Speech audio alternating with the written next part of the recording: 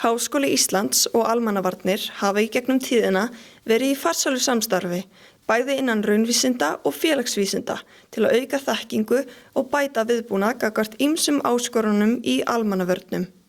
Þetta nær ekki aðeins til náttúruvár, heldur einnig annarra samfélagslegra og öryggistengdra þátta.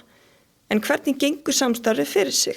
Já, við erum í þéttu samstarfi við háskólan og háskólana og bara vísindasamfélagið, af því það er alveg gríðarlega mikilvægt. Það er alltaf reglulegi fundir við háskólasamfélagið með ýmsum hætti og við ýmsa aðila bara eftir hvað nákvæmlega við erum að fjalla og þá erum við bæði að taka fyrir það sem að framundan og þá er náttúrulega Veðurstofan líka að sjálfsögðu lykilhlutverki þar, þeir hafa þetta vöktunarhlutverk og svo erum við líka í samtali við fræðafólk og vísindasamfélagið þegar eftir að hluturinn farin í gang eða atburðurinn farin af stað.